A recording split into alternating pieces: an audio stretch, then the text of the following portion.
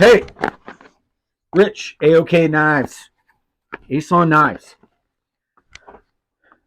The other day, I made a video because I just had to buy this cheap Chinese knife. And I say cheap, I just mean it was affordable because it was a, it's a wonderful knife.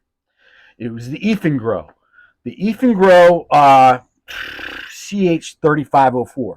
And what I talked about on this knife was the possibility that it's a CH knives, not an Eafengrow knife. And I still don't know. And I said I was going to buy another Eafengrow knife that didn't have a CH model number, one that had the EF model number. So I got the EF 974. Now this, just to remind you, this was the CH model. Really beefy, really great knife. G10 scales, nice and grippy, nice flipper, really good action. I mean, this is a Chinese knife. D2 steel, bearings.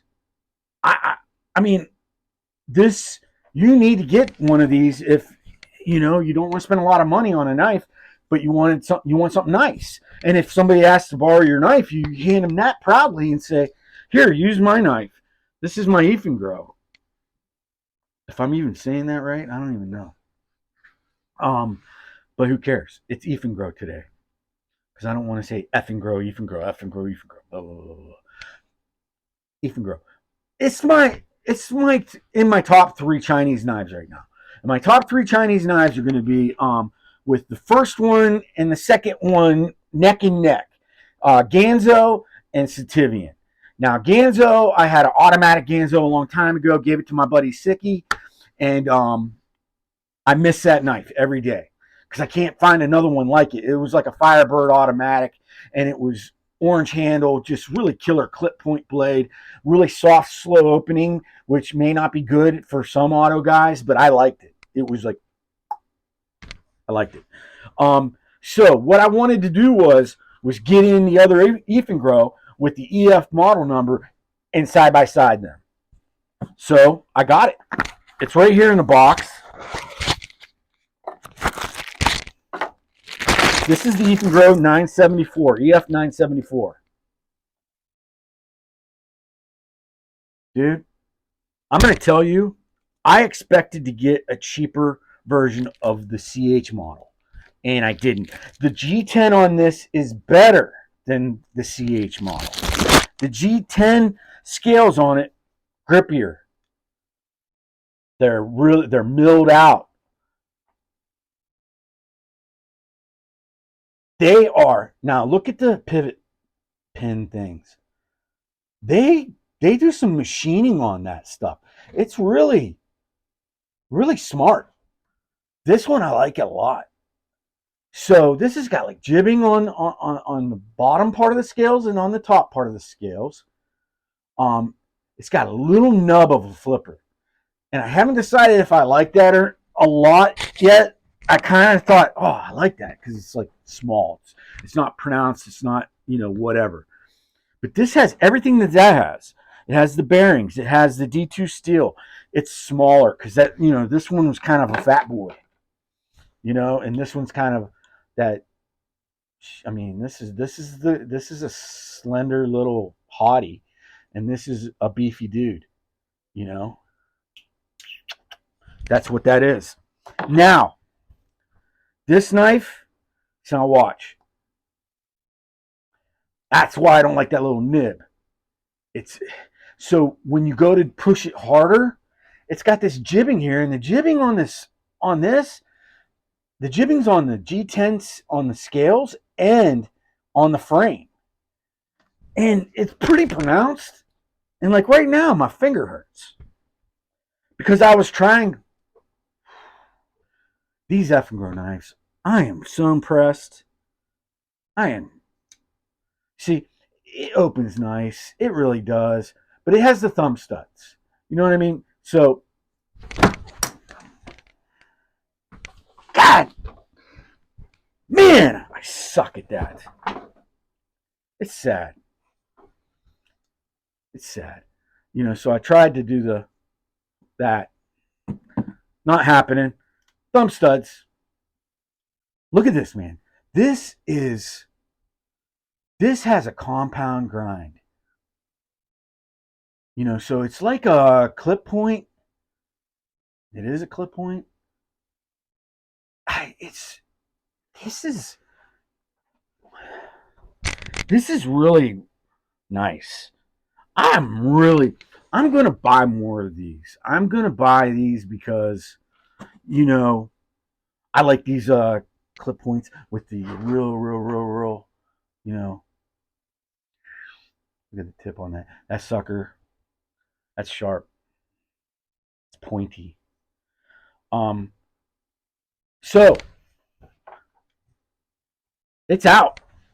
Eafengrow knives are legit.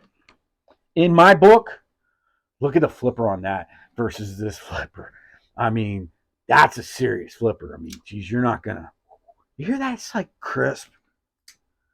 That sounds good too.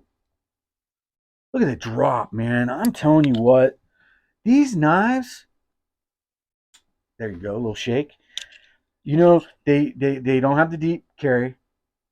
It's definitely you're gonna definitely have a lot of this knife sticking out of your pocket. This one, not as much. The CH knife, not as much. This one's really gonna stick out, but I don't care about that at all. Um, God, I'm I'm definitely liking this. If I had a complaint on this knife, it's centered pretty good, not bad. It's got about 20% lockup on the liner lock. Um, if I my complaint's going to be the flipping action on this, and I don't think you need to complain about that when you have thumb studs. I don't think you really have the right to really make that big of a deal because you do have an alternate way to flip it. So I like that. I love the drop. It's just right out of the box. It's beautiful. That's not terrible at all. It's just if you really wanted to force this and then you run your finger down the jibbing there, the tip of your finger is going to be raw. But this is a patient. This knife's for patience. This is, this isn't going to be a knife that I carry. I just kicked the stand there. This knife. This knife's for a gentleman. I'm not really a gentleman. I'm a gentleman. I'm a gentleman, but I'm not really I don't have a suit on, and I don't go to the gym after work and all that. But if I did, I would think about carrying this. This is really, it's not a CEO type knife, but it's definitely not a burly redneck knife either. But it could be. It could be. I mean, it's got really good looks to it. I'm gonna say it feels okay in the hand, just because um, you do feel that clip. The clip does kind of get you a little, but that's that's a pig sticker right there, baby. Yeah, I mean, look at that action. See, I can't get over this flipper. That flipper's meant for like maybe something a little bit nicer knife that spring assisted. I mean, right now all these knife reviewers don't like spring assisted. I get it because when you do go to close it, you got to push that sucker in there at the bottom because it's got that spring. But if you had a spring on this and you went like this, that sucker would go whack. Yeah, that was a bad sound effect. Whack! Where'd that sound effect even come from? Whack! There's the sound effect. Whoosh! If it was spring assisted. But I'm a manual guy too. I prefer manual without the spring, but I don't mind a spring assisted. I don't mind it at all. Eafengrow, baby. If if what is this? What did this knife cost? Shoot, I should have had that. I think this thing was like $19. The other one was a little bit more because it's a beefier knife.